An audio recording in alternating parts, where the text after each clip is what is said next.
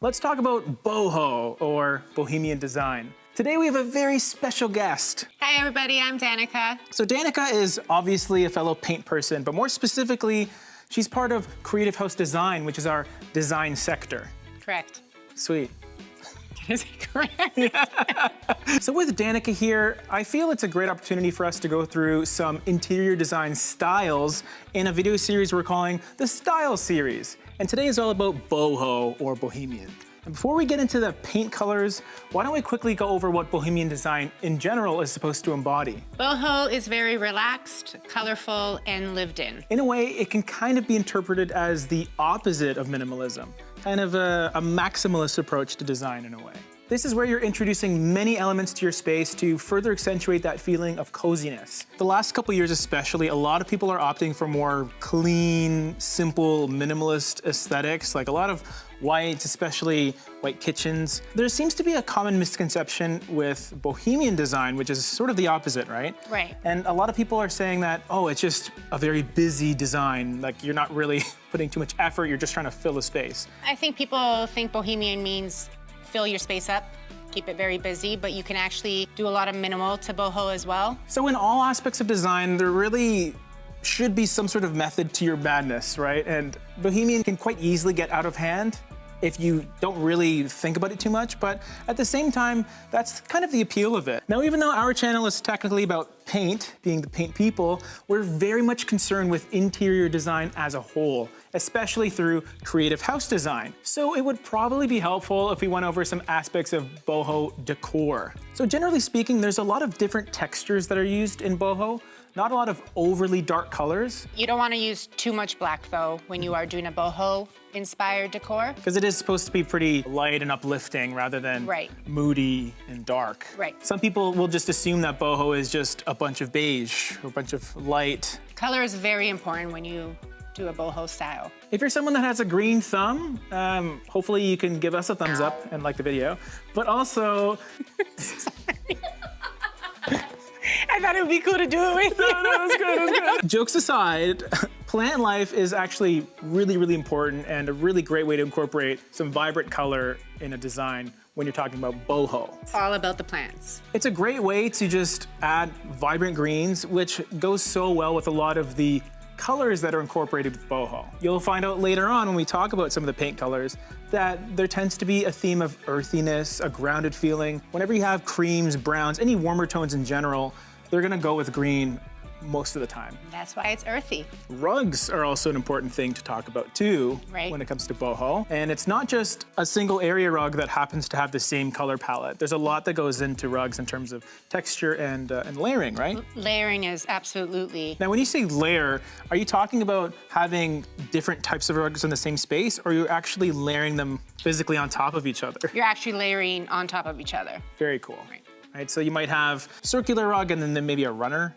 Right, or then across. you might have a larger rug with, you know, a smaller one in the middle, or something that's off-centered. In terms of textures of rugs, what are pretty popular in boho? You have a lot of like Persian rugs, like more vintage style. I would say the jute rug is the most popular. And then, you know, something more vintage maybe on top to layer it would also be good. As sort of an accent sort of feature. You can start with the jute rug as your canvas almost. Right. So a neutral sort of palette to put something really unique on top of to have it accentuated by. And on that note, I want to touch on texture as well.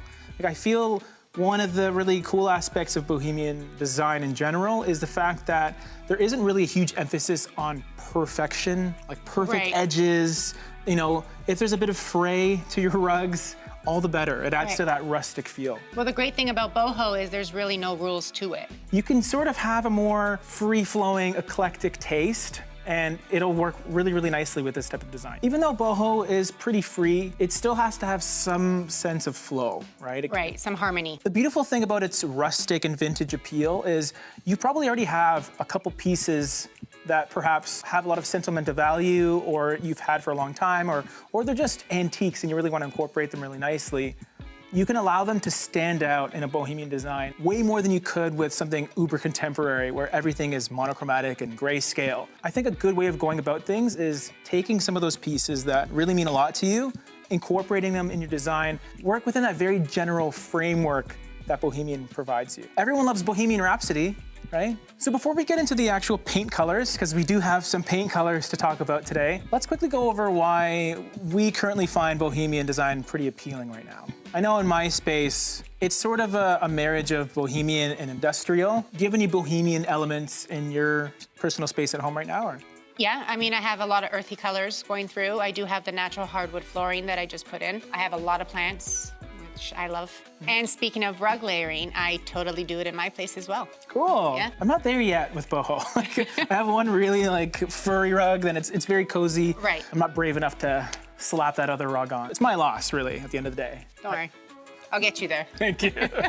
So if you're inspired to do a Bohemian color scheme in your home, we have a full palette that we put together that we may be talking about in a later video. But for today's video, we're gonna go over the 3 colors that would be great for walls. Right. And Danica has selected a lighter color, a mid-tone, and a slightly more dramatic, darker color as well. So for the lighter color, its LRV is right around 70, so technically it's a light color, not quite an off-white. It will be pretty airy in the room. And it's called Silver Bells. The color is 1458. It's a Benjamin Moore color. And it's a light shade of brown, more on the cooler side. So slightly gray-centric because of that cool aspect. Right. Hence the name Silver Bells, but it does have a slightly taupe brown vibe going on. For the mid-tone, this one's a little more towards the warmer side of things. It's more beigey. It's called 1018 Shabby Chic, which is conveniently another design style altogether, but you can totally use Shabby Chic the color in a boho design. Its LRV is right around 50, 49 point something something, so it's a mid-tone through and through. Right, and it also has a green undertone. It is a beige with a slight green undertone. Not enough of a green where it seems green, but it's there just in the deep undertones enough, so it prevents it from going overly towards red, which is great because you're gonna have a lot of green around you in your space. Right. All kinds of plants and succulents and green. And green, yeah. Just a lot of green. And finally, for the third color, which is a little darker, if you wanted something maybe more of an accent color, you don't really want to completely envelop your space in beige and creams and off-whites, you want something with a little more punch, or maybe just a one accent wall.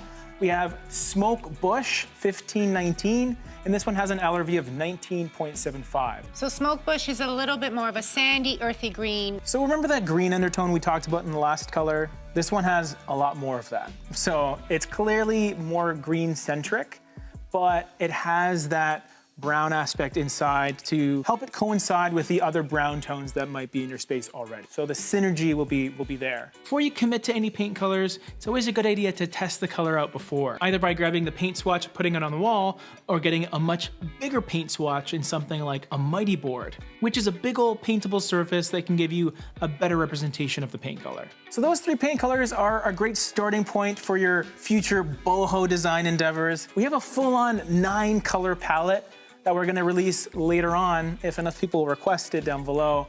But for now, I wanna say thank you for Danica being here. Really appreciate it. You'll obviously be here more often now. Right, you'll see me all the time. All the time, so nice comments only, please. Leave it at home, people. Yeah. Leave it at home. Yeah. For some more colors that are sort of related to this boho video, click on my face right now. You don't need to see my face anymore. See you next time.